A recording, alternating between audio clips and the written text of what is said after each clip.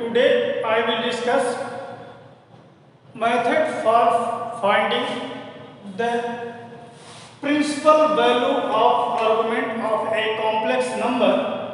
इसमें दो तीन केस हैं, देखिएगा there are following case. Case number first क्या है? when z equal to x plus iy, where x not equal to 0, y not equal to 0 and x y are element of real number. तो इसमें first of all क्या निकालेंगे? First देखिएगा, इसमें remark थोड़ा सा लिख लीजिएगा. फर्स्ट क्या हमको फाइंड करना है? एन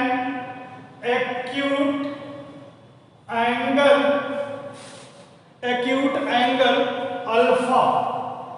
अल्फा क्या है? एक्यूट एंगल, ठीक, या थीटा, जो भी लिख रहा हूं थीटा फाइंड कर लीजिए. सच दैट कैसे मिलेगा थीटा? टेन थीटा या tan alpha equal to mod of y upon x. Y upon x modulus में तब एक्यूट एंगल आपको मिल जाएगा. अब इसको रेडियन में निकालेंगे तो बहुत ही अच्छी बात होगी. रेडियन में ही, क्योंकि वहां पे जब हम बता रहे थे इस तरह तो वो रेडियन में ही था. तो आगे देखिएगा, इसमें केस नंबर फर्स्ट है क्या? इफ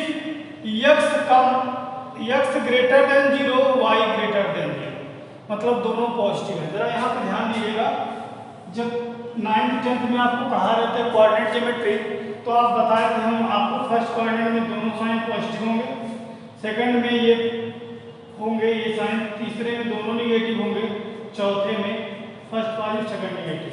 ये तो यहाँ पे क्या है? x भी पॉजिटिव और y भी पॉजिटिव. तो क्या होगा? then z lie in the first quadrant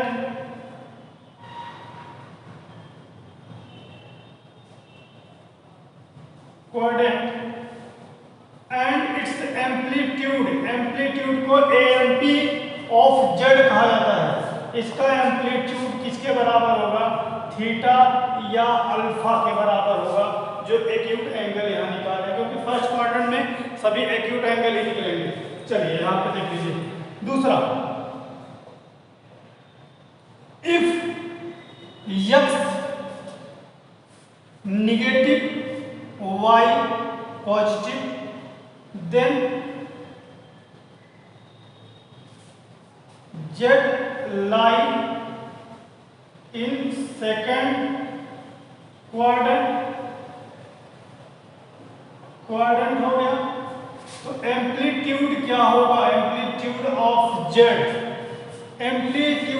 z क्या होगा? Pi minus alpha. अल्फा क्या था? एक्यूट एंगल था जो यहां से निकला था.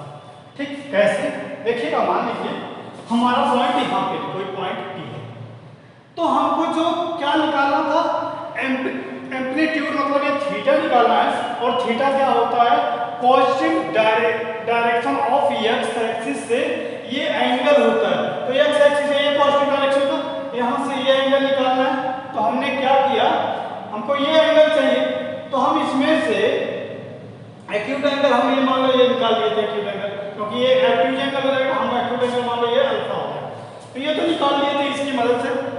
अब हमको क्या करें? हमको इतना चाहिए था, तो ये पूरा आपका पाई है, पाई में से ये अल्फा घटा देंगे, हमारा ये एंगल मिल जाएगा. तो ये पाई माइनस अल्फा हो गया. तीसरा देखिएगा, if x negative y both दोनों निगेटिव हैं, then z lie in third quadrant. ठीक, तो एम्पलीट्यूड आपका क्या होगा? Amplitude of z minus pi plus alpha.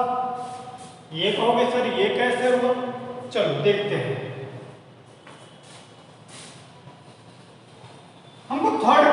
कोई पॉइंट है, ये हो गया हमारा, मान लो ये थर्ड क्वाड्रेंट है, इसमें ये पॉइंट है, मान लो पी एक्स, ये पॉइंट है, मान लो ये हमारा एक्यूट एंगल अल्फा निकल गया।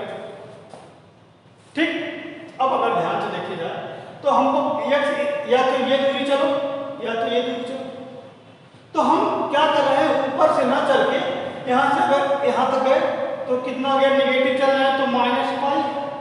अब माइनस पाई में अगर माइनस और ऐड करेंगे तो ये माइनस ऐड होगा, जैसे -2 है और -3 सब्ट्रैक्ट करें तो ये -5 हो जाएगा, तो माइनस में प्लस करके घटाएंगे, तो हमको ये इतना एंगल चाहिए, ये वाला, ये, तो क्या किए, -5 प्लस अल्फा कर लिए, तो आपको मिल जाएगा -5 प्लस अल्फा।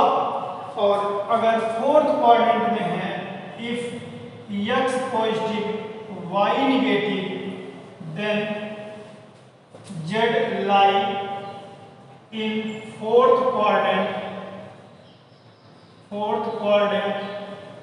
एम्पलीट्यूड होगा, amplitude of z equal to theta या माइनस थीटा या माइनस सीधे लिख दे -पाई, इतना होगा, सॉरी यहाँ पाई नहीं है, माइनस थीटा या माइनस अल्फा, एक्यूट एंगल जो भी आप लिखें, थीटा लिखें या अल्फा लिखें, जो भी लिखना चाहें वो लिख सकते हैं। ठीक है, ये चीजें समझ में आई। तो ये केस नंबर फर्स्ट हो गया। अब केस नंबर सेकंड देखिए, क्या देखिएगा, सेकंड केस क्या है, when x z equal to x plus y i y where x not equal to 0 and y equal to 0। क्या कह रहा है, मान लीजिए हमारे पास क्या है, ये x एक्सिस है, ये y एक्सिस है, ये x डैश है और ये कह रहा y 0 है, y 0 है तो फंक्शन कहाँ लाई, कॉम्प्लेक्स नंबर कहाँ लाई करेगा, इस एक्सिस पे लाई करेगा। तो अब इसमें दो केस बनता है।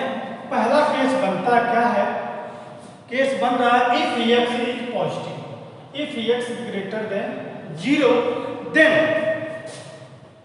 देन z लाई, z कहाँ लाई करेगा, on positive x axis, on the positive x axis, मतलब यहां कहीं लाई करेगा, ये इतने में कहीं लाई करेगा, पॉजिटिव x इधर ही होगा। तो अगर यहां लाई किया तो कहां पहुंचा, x एक्सिस से अगर पॉइंट यहीं पे पहुंच गया तो कहां पहुंचा, x एक्सिस से कितना एंगल बनाएगा, 0 डिग्री, तो एम्पलीट्यूड ऑफ z क्या होगा, 0 होगा, एम्पलीट्यूड ऑफ z इज 0। समझ में आई बात? चलिए आगे देखते हैं।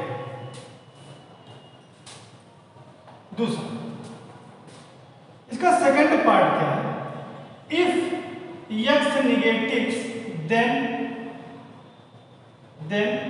z lie on the negative x axis, तो नेगेटिव होगा तो मतलब यहां होगा, और ये लाइन इतना कितना एंगल बनाएगा, +पाई एंगल बनाएगा, तो amplitude of z equal to pi होगा।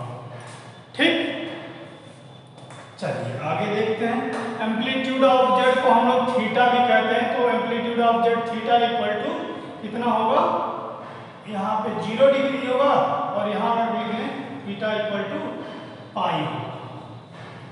चलिए आगे देख लेते हैं केस नंबर थर्ड, जो कि इसका लास्ट केस है। Case number third, when z equal to x plus iy, where x equal to 0, y not equal to 0, x and y are element of पास्ट। अब सेम इसी का उल्टा है, अब हमारा x 0 है और y पॉजिटिव, y नॉट 0 है, तो क्या होगा, हमारा लाइन जो पॉइंट होगा, कॉम्प्लेक्स नंबर होगा, इस y एक्सिस पे होगा। तो इसके दो केस तब भी बनेंगे, इफ y ग्रेटर देन 0, मतलब y पॉजिटिव है, then z lie on the positive y axis. अगर y एक्सिस पे होगा ये लाइन, तो यहां से कितना एंगल बनाएगा, 90 डिग्री,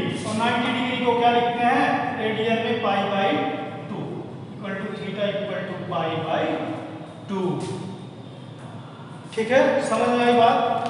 अब अगर बात करें कि दूसरा केस इसका लेके चलें, if y negative then z lie on the negative y axis, और नेगेटिव y एक्सिस कहाँ लाई करेगा, यहाँ लाई करेगा। तो ये पॉजिटिव डायरेक्शन से कितना एंगल बनाएगा, ये यहाँ तक तो -π/2 है, तो यही लिख देंगे आपका एम्पलीट्यूड ऑफ z, जिसे हम थीटा से रिप्रेजेंट करते हैं, इसकी वैल्यू -π/2 होगी। तो ये आपका एम्पलीट्यूड हो गया। अब इससे रिलेटेड आपके क्वेश्चन कराने रह गए हैं, तो वो क्वेश्चन कराएं। प्रॉपर्टी तो आपको सारे बता दिए हैं, ठीक है, तो आपको क्वेश्चन बताने रह गए हैं। हाँ, अभी एक पॉइंट रह गया है, पोलर फॉर्म, ठीक है। देखिएगा, polar form of a complex number, किसी भी कॉम्प्लेक्स नंबर है, तो मान लीजिए let z equal to x plus iy को हमको पोलर फॉर्म मतलब हम कह सकते हैं मॉडुलस आर्गुमेंट फॉर्म, क्योंकि इसमें मॉडुलस r और आर्गुमेंट थीटा का यूज करके हमको बनाना होता है। तो कैसे करेंगे जरा ध्यान से देखिएगा। अभी हम आपको इससे पहले वाले वीडियो में बताए थे कि अगर ये आर्गुमेंट है तो थीटा, तो यहाँ से अगर हम बात करें cos थीटा इक्वल टू क्या हो जाएगा, बेस अपॉन हाइपोटेन्यूज, तो x अपॉन r होगा, ये r है। अगर sin थीटा की बात करें तो y अपॉन r होगा। अगर यहाँ से इंप्लाइज करें तो x equal to r cos theta होगा, यहाँ से इंप्लाइज करें तो y equal to r sin theta होगा। क्रॉस मल्टीप्लाई कर दिए हैं, तो x और y की वैल्यू मिल गई है, और x और y की वैल्यू यहाँ पुट कर दें तो क्या हो जाएगा, z इक्वल टू, देखिएगा x की वैल्यू क्या, r cos theta plus y की वैल्यू, यहाँ i तो रहेगा, r sin थीटा, यही होगा। r कॉमन हो गया तो ये हो गया cos theta plus i sin theta, ये z इक्वल टू आया। This is the polar form of complex number. इसी पोलर फॉर्म को हम लोग क्या बोलते हैं, मॉडुलस आर्गुमेंट फॉर्म। क्या बोलेंगे, मॉडुलस आर्गुमेंट फॉर्म, क्योंकि इसमें मॉडुलस r का और आर्गुमेंट थीटा का यूज किया गया है। तो ये बात आपको समझ में आ जानी चाहिए कि इसी का ये दूसरा फॉर्म है, इसको हम इसकी मदद से थीटा आर्गुमेंट और मॉडुलस की मदद से हम चेंज कर सकते हैं, मतलब दूसरे फॉर्मेट में कन्वर्ट कर सकते हैं। ये लिखेंगे polar form of z equal to x plus i y। तो ये आपका टॉपिक पोलर फॉर्म का पूरा समाप्त हुआ। अब इससे रिलेटेड क्वेश्चन एक्सरसाइज में सॉल्व किया जाएगा। Thank you class.